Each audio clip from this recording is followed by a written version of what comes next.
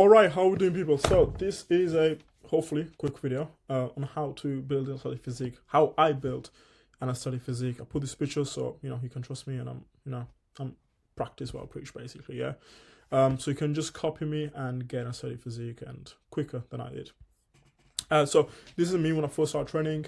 I was just doing home workouts here, push-ups, sit-ups, those 7-minute workouts they see on YouTube, those toning workouts.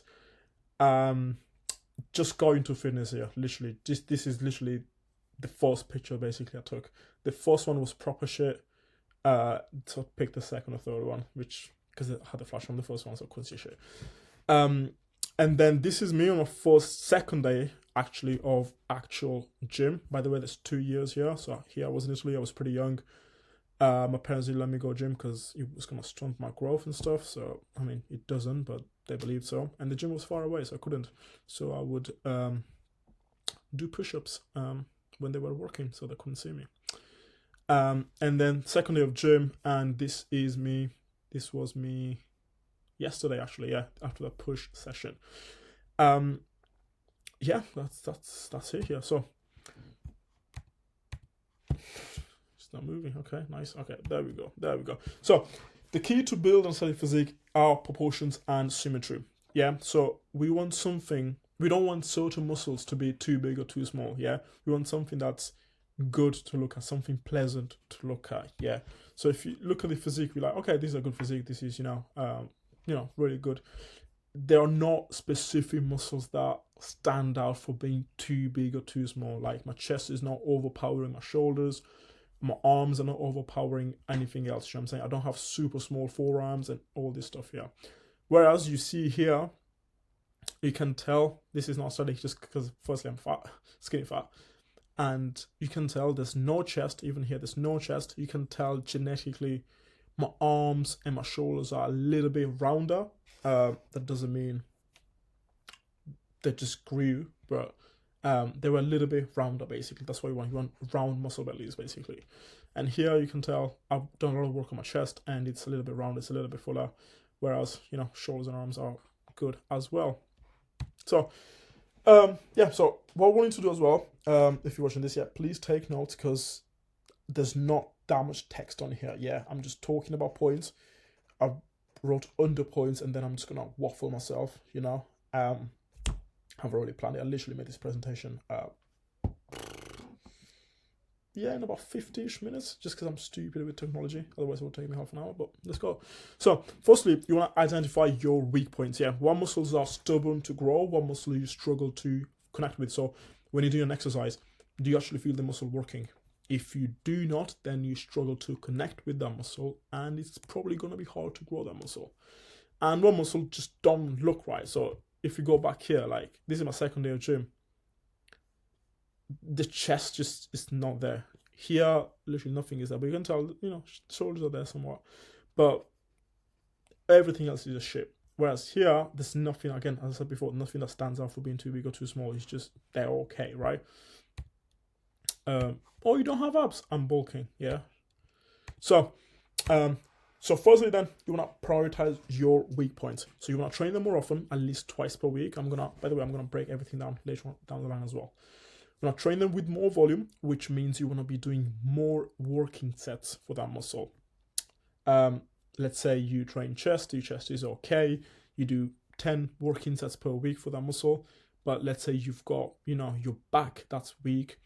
You want to be doing a little bit more, 12, 15, whatever that is, yeah? Working sets are hard sets where you go close to failure, or beyond failure. You want to train them with the right exercises. So what are right exercises? This depends on the person, yeah? A right exercise for you is when you feel a lot of stretch in the target muscle, and you really feel the squeeze, yeah? It's going to be painful. And as you're doing it, you just feel the muscle working really well. As an example, my biceps are one of my strong points right now, and a lot of people do not feel a huge stretch and contraction when they do bicep curls, standing normal bicep curls, whereas I do. I could do normal bicep curls, super lightweight, and I really feel it. Whereas there's some back exercises that just don't really feel in my back, and my back is one of my weakest points, if not the weakest. So I need to be a little bit more specific with the exercises that I pick. But for biceps, for example, I can literally do almost anything and they'll grow. But these are the muscles, of course, that it doesn't work with. You want to improve mind muscle connection, which is literally how well you feel the exercise in the target muscle, and time and attention, which I will talk about later on as well. So training frequency, this is how often you train the muscle. So smaller muscle groups, so for example, your arms or your calves, up to 4 times per week. So there was a phase where like my arms look okay here. You can tell there's some tone to them, yeah. But in terms of actual size, it just was not there. So after a lot of research, what I did, I started training arms 4 times per week. So I was doing a push-pull leg split. And on the push day, I would do both biceps and triceps. Pull day, both biceps and triceps. Of course, legs. And then again, push and pull again, biceps and triceps. Now, the thing is, I would only do 1 exercise per muscle. But I was doing 3 to 4 sets per every muscle. That led me to have, because I was doing, on push day, it was 4 sets of triceps, 3 of biceps. On pull day, it was 4 sets of biceps, 3 sets of triceps. So it was 14 working sets for biceps and 14 working sets for triceps every single week, which is really good considering that you use your triceps in almost every chest exercise, unless it's a pec fly, for example, and you use your biceps in pretty much all back exercises as well. So yeah, medium muscle groups, for example, your shoulders or your chest, you want to train them up to 3 times per week, because the bigger the muscle group, the longer it takes to recover. And for example, and the bigger muscle groups, for example, your back muscles or like your quads, your hamstring. No, hamstrings are medium, to be fair, but mainly quads, glutes, and your back, up to 2. Because if you train them well, if you train them hard, it's gonna take a while for them to recover. And train them 3 times a week, unless you train just doing 1 exercise and only do a couple sets per session, it's gonna be really hard. Let's talk about training volume. So volume is the amount of sets that you do per week. Yeah. As I said, minimum 10 working sets per week and up to 14. Now, anyone watching this, I have never done 40 sets for any muscle. Yeah, and you don't need to, but there's research that shows that you can do up to 40. Actually, I think it was 50. Can actually grow. But most people don't need to. Yeah, if you keep between the 10 and 20, yeah, you should be fine. Maybe on that upper end, so 15 plus. As I said, depending on recovery, if you're doing 15 hard sets per week, let's say for your chest doesn't grow, but you're doing 15 working sets. However, your chest recovers pretty quickly. Okay, jump it up to 16 or 17. If it recovers quickly and for the next session it's not sore at all, go again. Keep going until you get to that point where your chest doesn't recover. Then pull back a little bit and keep that as long as you can. Exercise selection. So as I said before, you want to do the right exercises where you feel a lot of stretch, a lot of contraction, yeah. And again, mind muscle connection. So how well you feel the muscle. I'm going to talk about some exercises later down as well. That's pretty much it. And this is personal. The exercise I'm going to give you later, yeah. This is on average and personal experience. There's some exercise that people feel really, really, really well, and I don't feel at all, and vice versa, yeah. Now, you talk about mind-muscle connection. How do you improve mind-muscle connection? You want to do something that's called pre-exhaustion. So, in simple words, this is why I said take notes. Pre-exhaustion is literally doing a isolation exercise before a compound exercise. So, if you talk about chest, yeah, an isolation exercise is something like a pec deck or cable flight. So, literally, it's only one joint is used. So when you're doing a pec deck, you literally just use your shoulder joint. You're not really using your elbow, are you? You just keep in one place, and that's literally it. And you only use one muscle as well, in this case, chest. There's a little bit of front delt, but mainly chest, yeah? Compound exercises are where you use more than one joint. So 2 joints, for example, a bench press, where you use your shoulder joint and you use your elbow joint as well.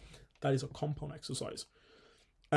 You want to be doing isolation first, just because it gets a lot of blood in the muscle, and usually you feel them much better anyway. So that when you go into a compound, which you're usually stronger, and for you to have bigger muscles, you got to get stronger, So when you go into that compound exercise where you're able to lift more weight, you'll also have better mind muscle connection. Now, you won't be able to lift the same amount of weight as you would if you just went from the compound, but mind muscle connection is going to be much better, and you'll actually get better progress doing that. So this was a huge issue. Like, that's why I'm talking about chest. This was a issue. What the fuck is that? This was a huge issue for my chest.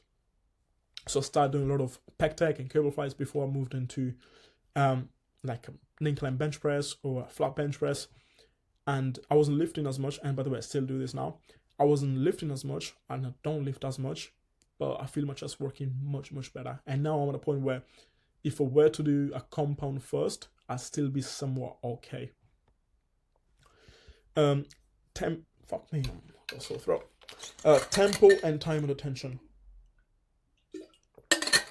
So time under tension is how long, and by the way, I'm going to talk about it later as well. Time under tension is how long the muscle is under the stress of the weight. Yeah, so for example, if you do a set right and it lasts you 30 seconds, that time under tension is 30 seconds. For you to improve that, you just stay under the load for more, which means more reps, or literally do the same amount of reps but you slow them down. And this is what tempo comes in place. Tempo is the speed of every rep. So there's 4 numbers that we got to consider here. Yeah, the amount of time your muscle spends when it's squeezed fully, when it's stretched fully, when it's squeezing. So for example, when you do a bench press, when you're going up, your muscle is shortening, squeezing. That's another number. And then when it's stretching, when you're going down on a bench press. What you want to do is increase those tempos. So some exercises, you see people just bench pressing quickly or bicep curl quickly, and they're like, oh, they've got big biceps, but they're doing it fast. That's probably genetic, right? But if you struggle to grow a muscle, you want to be increase the tempo. So for example, on the way down, instead of doing 1 or 2 seconds, maybe do 3 seconds or 4 seconds. Instead of just throwing the weight up, maybe controlling the weight up. Instead of not holding the squeeze at all, maybe hold it for a second. Instead of holding the stretch for half a second or 1 second, maybe hold it for 2 seconds. Yeah, this is what tempo is. And if you increase the tempo overall, your time and attention will also get longer. Higher rep ranges. Now, why higher rep ranges? Because higher rep ranges allow for more time and attention, which is key for growth. And also, the amount of load that you're going to be using will actually allow you to feel the muscle working. Now, let's keep your chest here. If you try to go for a bench PB, like, how much do you really feel your chest? You just care about pushing the weight up. Yeah, because you're just gonna do 1 rep, and you need all of your energy to do that. Yeah. So all you think about is moving the weight up. Whereas if you do 10 reps, you're like, okay, I don't need to just use all my brain power to move the weight up. I can actually feel the muscle working. Yeah. So that's what I mean. So time and attention, as I said before, amount of time that muscle spends under the load. You want to be between 30 and 60 seconds. Yeah. If a muscle is, stubborn, you want to be close to the 60, even higher. Like, you can have one exercise where you do just 1 set per week, and you send it, and you do like 3 minutes. Like, for example, with me, I have walking lunges in my plan, and I have just 1 set of those, but I'm doing that for 3 minutes. 3 minutes of walking lunges, boom, boom, boom, boom, boom. And then with the bar, when the 3 minutes are over, I drop the bar and I do body weight as many as I can. And I have also got that with the hammer curls, with the cables. It's not based on time, it's based on rep, 50 to 100 reps. But I know that there's going to be a lot of time and attention under that, so it's like 90 seconds. You don't have to do it with everything, but with muscles that are weak, do that. Rep ranges, as I said, don't really want to be below 8, because the less you do, the more you're concerned about moving the weight and actually feeling the muscle. 8 to 20. And especially on isolation exercises, you want to be doing 15 to 20. Let's go. Progressive overload. Now, progressive overload is literally just about getting stronger over time, where that's more reps, more weight lifted, better form, and more time and attention. Now, being able to do pretty much, not all of them, reps and more weight it's a byproduct of doing everything right. So training well to failure, eating well, sleeping well. And if you're in a position where you know what progressive overload is, and you need to get stronger and stuff, but it's been a couple of weeks where you're unable to lift heavier, do more reps, and your sleep, your recovery, your nutrition has been good. Then work on improving your form, because there's always something that we can do with form, and form is maybe it's just go a little bit low on specific exercise, maybe go a little bit high depending on what the exercise is, right? And more time and attention. So maybe instead of going 3 seconds down, go 4 seconds down and stuff like that. This over time will grow that muscle, yeah? Now, these are some exercises that, from personal experience, working with clients, and just talking to people really feel really well. So pec tech, cable flies, deficit push-ups. It's weird. I've only done like twice in my life, but they feel super good. And incline presses for chest. Back, we've got lat pullovers. So a pullover is rope, and you just do this basically. You've probably seen people do it over the straight bar. Oh, actually single hand as well. I used to do it. Was super good. Normal pull downs, cable rows, barbell rows, biceps, incline dumbbell curls, spider curls, cable rows, and cable curls. Sorry, not rows. And these are others. So I'm just gonna give you 5 seconds so you can take a screenshot and make notes. Right, let's go. So, but what about muscles that grow easily? Like, if a muscle grows easily, right, you're doing something right. So just keep doing what you're doing. If something is working, don't change it. If your chest just grows, your biceps just grow, just keep doing what you're doing. Yeah. Now, remember, train to failure. But what about training close to failure? A lot of people train like shit. A lot of people are not training to failure. Yeah. Let me give an example of training to failure. Yeah. Training to failure, for example, on biceps is going to the point where you finish your set and your AirPod, your headphones are kind of out of place. You're going to set them and you're going to, put them back in place.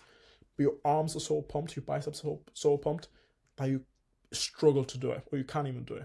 Literally, sometimes I finish my bicep curls, AirPods out of place. I need to use my other hand, grab the elbow and push it up. Because with this by itself, I won't be able to do it. Yeah. Sometimes the other arm's fatigued, so I can't do shit, and I need to use my shoulder. That's what I'm talking about training to failure, yeah? A lot of people are not to that place. So if I tell you to train to failure, you might be able to do a couple more reps than you usually do and train close to failure, if that makes sense. If you're doing 5 reps in the tank and you think you're training close to failure, and I tell you train to failure, you might do an extra 3 reps, so you're training with 2 reps in the tank, which is more optimal than 5. Then, we are not powerlifters, yeah? Form overweight every day of the week. It's not about moving weight, it's about how we move weight. If you're a powerlifter watching this, I don't know why you're still watching this, but then do your thing, yeah? But if your goal is to build muscle, like, weight does matter, don't get me wrong, yeah?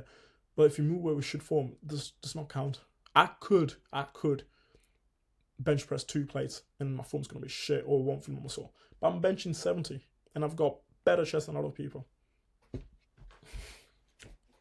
I can lateral raise 20 kilos if I want to. Yeah. With good range of motion stuff. But I'm not really going to feel my shoulders a lot. I can do 10 kilo lateral raises and I've got pretty decent shoulders. Yeah. So yeah, if you're not feeling the muscle that you're working, you're just doing something wrong. Yeah. All right. That's pretty much it. Yeah. If you want to work with me, I'm gonna put a link in the bio. And if you found this helpful, drop a like, subscribe, and I'll talk to you soon. Safe.